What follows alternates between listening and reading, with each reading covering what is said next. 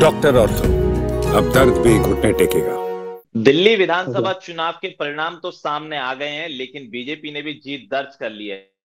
सवाल ये उठने लगा है सभी के मन में कि अरविंद केजरीवाल, मनीष सिसोदिया, क्योंकि पार्टी के ये दो बड़े चेहरे हैं, और अब आम आदमी पार्टी की दिल्ली में विरासत का क्या होगा, पार्टी का भविष्य क्या होगा, केजरीवाल के राजनीतिक फ्यूचर की बात करें, उसको लेकर चर्चा करेंगे। मनीष कि आगे की रणनीति क्या होगी, क्योंकि देखिए अरविंद केजरीवाल अब पूर्व मुख्यमंत्री रहे हैं और पूर्व विधायक रहे हैं, ना उनके पास कोई पद है, ना वो विधायक है, ना वो सीएम है। वहीं अगर मनीष सिसोदिया की बात करें तो मनीष सिसोदिया के पास भी फिलहाल पार्टी के अंदर कोई पद नहीं है, लेकिन अरविंद केजरीवाल सिर्फ और सिर्फ संयोजक का पद है। तो इन्हीं सभी मुद्दों को लेकर आज थोड़ी सी बातचीत करेंगे, क्योंकि देखिए आम आदमी पार्टी की जिस तरीके से दिल्ली में हार हुई है, उसको लेकर लगातार अब सवाल उठ रहे हैं कि अरविंद केजरीवाल के राजनीतिक भविष्य का क्या होगा। क्या वो आम आदमी पार्टी को अब बचा पाएंगे? क्या आम आदमी पार्टी का वही हाल करेगी जो बाकी क्षेत्रीय पार्टियों का हाल हुआ था? हमारे साथ हमारे वरिष्ठ सहयोगी रवि सिंह जी जुड़ गए। रवि पाजी, बहुत बहुत स्वागत आपका समय निकालने के लिए। रवि सर, देखिए दिल्ली चुनाव के परिणाम कल जिस तरीके से आए, कह सकते हैं कि भारतीय जनता पार्टी के लिए एक अच्छी और राहत की सांस। अब चिंता अरविंद केजरीवाल की बढ़ गई है। एक तो सबसे पहला सवाल मेरा आपसे देखो यही है, मैं भी आपसे समझना चाहूंगा और जो हमारे दर्शक हैं हम उनको भी थोड़ा समझाना चाहेंगे, क्योंकि देखिए अरविंद केजरीवाल की अगर बात करें तो आम आदमी पार्टी का मतलब था अरविंद केजरीवाल। जैसे अगर हम बीजेपी की बात कहते हैं कि हमारा चेहरा प्रधानमंत्री मोदी है, वहीं अगर अरविंद केजरीवाल की बात करें तो अरविंद केजरीवाल मतलब आम आदमी पार्टी और आम आदमी पार्टी मतलब अरविंद केजरीवाल। लेकिन नई दिल्ली सीट गंवाने के बाद अब ये सवाल उठने लगा है कि अरविंद केजरीवाल का अब राजनीतिक भविष्य क्या होगा। क्योंकि सत्ता में नहीं होने के बाद अब आम आदमी पार्टी की जो फ्यूचर वाली सियासत है उस पर सवाल या निशान लगने लगे हैं। सवाल उठा भी रहे हैं कि आगे राजनीतिक फ्यूचर क्या होगा, खासकर आम आदमी पार्टी है। क्योंकि आमतौर पर हम 10 साल से देख रहे हैं, राजनीति समझ रहे हैं आम आदमी पार्टी की, तो देखा जा रहा है कि जब से दिल्ली में बीजेपी आम आदमी पार्टी की सत्ता आई है, तो ये कहा जा रहा है कि जब भी जिस राज्य में जाते हैं केजरीवाल तो दिल्ली मॉडल पेश करते हैं, दिखाते हैं कि हमने यहाँ स्कूल बना लिए, यहाँ पर पानी दे दिया, जो भी मतलब बताते हैं वहां जाके राजनीति को। इसका फायदा उन्होंने गोवा में भी उठाया और गुजरात में भी उठाया, पंजाब में सरकार ही बना ली दिल्ली मॉडल के जरिए ही। और अब उनके पास दिल्ली का बेस नहीं है, क्योंकि यहाँ पर ही उनका मुख्यालय है, यहीं पर उनकी पार्टी का जन्म हुआ और यहीं से जो अन्ना आंदोलन निकला था उसी से केजरीवाल ने अपनी सियासत शुरू की थी। तो उनके पास बताने को था, लेकिन अब उनके पास कुछ भी नहीं होगा बताने का। और दूसरी सबसे बड़ी अहम बात कि खुद भी हार चुके हैं, विधानसभा में बैठ नहीं सकते, विधानसभा में सवाल नहीं उठा सकते, कैसे लोगों से कनेक्ट कर पाएंगे, अब ये बड़ा सवाल है। और सिर्फ दूसरा सवाल है कि सिसोदिया जो उनके करीबी सहयोगी थे वो भी हार चुके हैं। तो एक तरह से अरविंद केजरीवाल इस समय ये सोच रहे होंगे कि आम आदमी पार्टी को कैसे बचाया जाए। फिलहाल तो ये सोच रहे होंगे, क्योंकि दिल्ली मॉडल जब पेश करते थे, गुजरात में जाते थे। रवि सर, इसमें एक सवाल ये भी देखिए मेरे जहन में भी आ रहा है, और जो बाकी जो हमारे दर्शक है वो भी लगातार कमेंट बॉक्स में सुबह से हमें रिप्लाई कर रहे हैं कि क्या अरविंद केजरीवाल राज्यसभा सकते हैं? क्योंकि देखिए एक पूर्व मुख्यमंत्री रहे हैं और जिस तरीके से विधायक के तौर पर वो दिल्ली में थे, चाहे जेल जाने की बात हो, फिर जेल से बाहर आए, उन्होंने इस्तीफा दिया मुख्यमंत्री की सीट से, लेकिन अब खुद को डिफेंड करने के लिए क्या अरविंद केजरीवाल राज्यसभा के जरिए रूट लेंगे? राज्यसभा चुनाव 2030 में होना है, वहीं अगर पंजाब की बात करें तो 2028 में वहां पंजाब में होना है। लेकिन अरविंद केजरीवाल के लिए, अगर अरविंद केजरीवाल फर्स्ट स्टेप ये रखते हैं कि अगर मेरे को राज्यसभा जाना है तो कुर्बानी कौन देगा? क्योंकि देखिए दिल्ली में से तो मुझे लगता नहीं है कि स्वाति मालीवाल इस्तीफा देने वाली है। अगर बात करें वो वहां से भेज रखा है और राघव चड्ढा है। तो पंजाब से अगर बात करें, क्या अरविंद केजरीवाल राज्यसभा जाने का रास्ता अपना सकते हैं?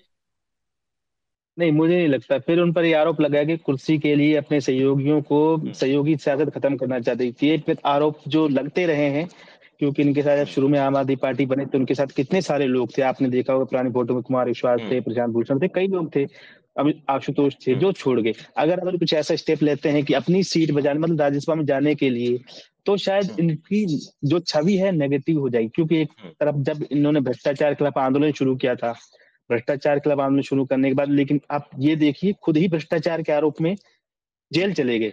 तो अब इनके पास विचारधारा बची नहीं आम आदमी पार्टी के खिलाफ। जो कहते हैं आमतौर पर हर पार्टी के पास एक विचारधारा होती है, बीजेपी के पास कोर हिंदुत्व, और जैसे कांग्रेस के पास सेक्युलरिज्म वाली और समाजवादी पार्टी के पास समाजवादी, सभी अपनी विचारधारा के तहत। केजरीवाल यानी कि आम आदमी पार्टी के पास फिलहाल कोई अपनी विचारधारा है नहीं। भ्रष्टाचार की जरूर विचारधारा थी, भ्रष्टाचार के खिलाफ वाली विचारधारा थी, लेकिन अब वो विचारधारा इनकी पूरी तरीके से खत्म हो चुकी है। तो इसीलिए मैं चाहूंगा, मुझे लगता है केजरीवाल कुछ दिन तक आराम करेंगे, कोई राज्यसभा नहीं लेंगे, और शायद फिर जब डिफेंसिव मोड आएगा इनका, मतलब जब चुनाव वगैरह, तब शायद वो राजनीतिक रूप से सक्रिय हों, ऐसा मुझे लगता है। क्योंकि ठीक है, तो उनके पास कुछ है नहीं, बिल्कुल बोलने के रवि लिए भी पाजी, नहीं है बचा उनके पास कुछ। हाँ, एक चीज देखिए, कल से जो मैं को एक चीज और मैं क्योंकि देखिए अगर नई दिल्ली सीट की बात करें, जिस सीट से केजरीवाल चुनाव हारे, वहां पे मार्जिन 3500 के आसपास रहा है। वहीं कांग्रेस कैंडिडेट की बात करें संदीप दीक्षित, उनको 4000 के आसपास कुछ वोट मिले, लेकिन अब मनीष सिसोदिया भी अपनी सीट हारे, करीब 550 या 500 कुछ वोटों से वो अपनी सीट हारे हैं।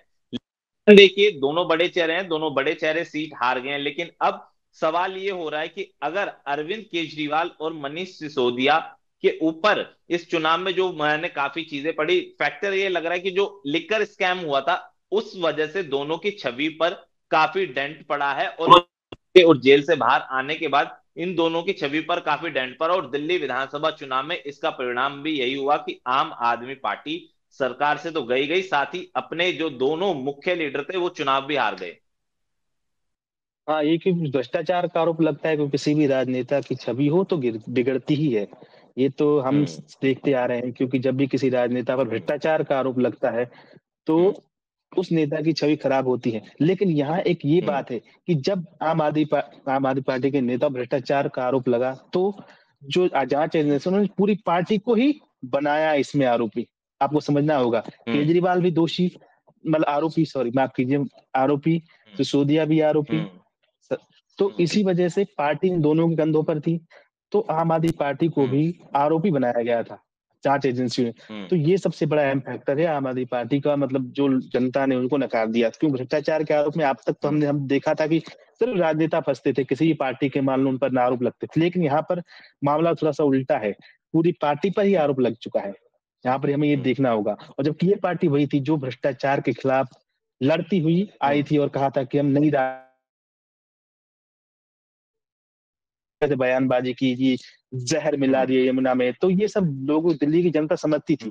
तो लोग भी समझ चुके हैं कि यार ये तो जैसी राजनीति हो रही वैसी ही राजनीति कर रहे हैं, इन्होंने कुछ अलग नहीं किया, विचारधारा कोई अलग नहीं है इनकी, वैसी ही विचारधारा जैसी पुरानी पार्टियों की थी। तो यही वजह है कि दिल्ली की जनता ने उनको भी नकार दिया। ठीक है रवि पाजी, ये तो बात होगी मनीष सिसोदिया और केजरीवाल की, लेकिन अब थोड़ा आम आदमी पार्टी के ऊपर आ जाते हैं। देखिए 60+ सीटें पिछली बार थी, लेकिन अब वो आंकड़ा 22 या 23 क्या है गया विधानसभा में। लेकिन अब बीजेपी सत्ता में होगी, आम आदमी पार्टी उस तरफ होगी, लेकिन जिस तरीके की चर्चाएं रुझानों से एग्जिट पोल के समय चली थी कि आम आदमी पार्टी के विधायकों को खरीदने की कोशिश की जा रही है, क्या अब वो चीजें और ज्यादा उभर के सामने आई क्योंकि अब रिजल्ट हो गए? क्या आम आदमी पार्टी के जो विधायक है वो एक एक करके टूटते हुए नजर आएंगे? क्योंकि देखिए दो ही बड़े चेहरे हैं जो चुनाव जीते हैं, आतिशी और गोपाल राय। बाकी जो पार्टी के जितने भी सीनियर लीडर थे, चाहे हम सोमनाथ भारती की बात करें, सौरभ भारद्वाज की बात करें, मनीष सिसोदिया की बात करें, जितने भी पार्टी के बड़े लीडर्स थे वो सभी चुनाव हार गए। सिर्फ ये दो लीडर्स हैं, बाकी के जो विधायक के छोटे चेहरे हैं। तो क्या उनको तोड़ने में बीजेपी सफल हो पाएगी और कह सकते हैं कि आम आदमी पार्टी का धीरे धीरे अस्तित्व दूसरी क्षेत्रीय दलों की तरह खत्म हो गया, जैसे हमने हरियाणा में देखा जेजेपी? अगर हम महाराष्ट्र की बात करें तो वहां पे शिवसेना का हमने हाल देखा, एक नाथ शिंदे अलग हो गए और उसके बाद उद्धव ठाकरे का क्या हाल हुआ।